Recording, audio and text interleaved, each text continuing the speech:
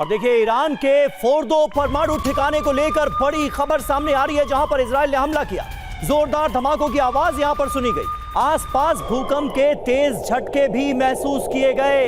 यानी इजराइल का ये हमला कितना जोरदार था, इसका आप अंदाजा लगा सकते हैं। आसपास भूकंप के तेज झटके महसूस किए गए। इजराइल का दावा, फोर्दो परमाणु ठिकाने पर हमने किया है हमला।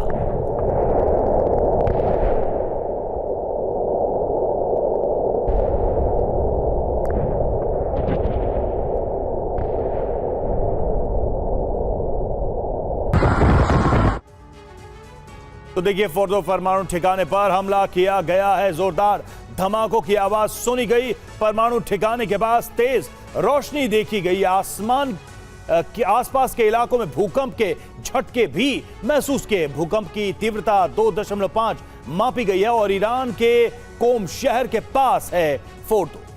जी हाँ, और ये फोर्दो परमाणु ठिकाना इतना अहम क्यों है, ये भी आइए जल्दी से आपको बताते हैं। इजराइल को शक है कि परमाणु बम ईरान बनाकर तैयार कर चुका है। फोर्दो में यूरेनियम संवर्धन हुआ है, इसलिए फोर्दो पर हमला अपने आप में बहुत इंपॉर्टेंट है। यहां एक बड़े हमले को इजराइल ने अंजाम दिया है।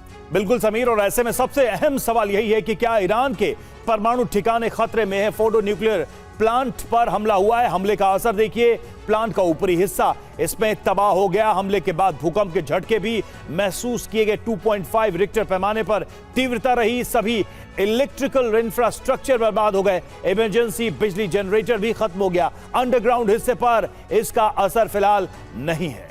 अब देखिए कितना परमाणु खतरा है। प्लांट के सेंट्रीफ्यूज पर असर संभव है। प्लांट के अंदर रेडिएशन हो रहा है। रेडिएशन को मैनेज किया जा सकता है, यह बताया तो जा रहा है। आबादी या पर्यावरण पर इसका असर नहीं पड़ेगा। निनाद सेठ साहब, इस खबर पर जरा तवज्जो दीजिए और हमें बताइए। हमने देखा रूस और यूक्रेन के इतने सालों के युद्ध में कम से कम इस बात का तो ख्याल रखा गया कि न्यूक्लियर ठिकानों पर अटैक ना किए जाएं, लेकिन यहां पर जिस तरह से एक न्यूक्लियर प्लांट को निशाना बनाया गया है, रेडिएशन का कितना बड़ा खतरा है, आईएईए की क्या भूमिका हो सकती है, क्या कहेंगे आप? देखिए, इसमें तीन पहलू हैं। पहली बात, क्या न्यूक्लियर प्लांट ऑपरेशनल है जब अटैक होता है। हाँ। दूसरी बात, क्या सिर्फ न्यूक्लियर प्लांट के ऊपर अटैक होगा या ऐसा भी कोई जगह है जहां पे हाईली एनरिच्ड यूरेनियम को स्टोर किया जा रहा है, उस पर भी अटैक हो सकता है। और तीसरा और सबसे खतरनाक पहलू, क्या एक क्रूड बॉम्ब तैयार है कहीं पे जहां इजराइल के पास इंटेलिजेंस है कि यहां के क्रूड बॉम्ब तैयार है, तो उस पर भी हमला होगा। अब इसमें इन तीनों दायरों के अंदर दो चीजें आती हैं।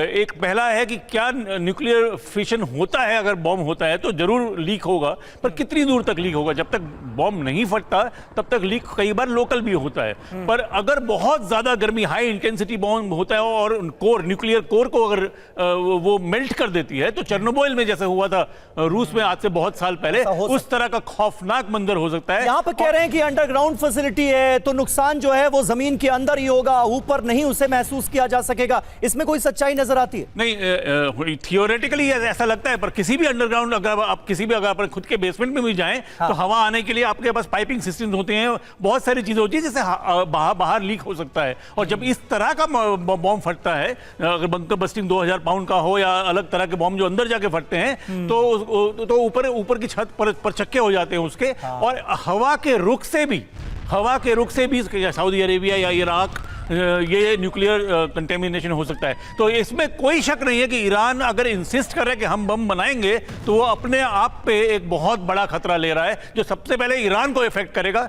उसके बाद शायद फॉरेन कंट्रीज को इफेक्ट करे। बिल्कुल, सबसे बड़ी चिंता यही है कि जो न्यूक्लियर एस्टैब्लिशमेंट है उस पर हमला हो रहा है, तो ऐसे में ये रेडिएशन सबसे पहले अगर कहीं किसी को सामना करना पड़ेगा तो वो ईरान ही होगा।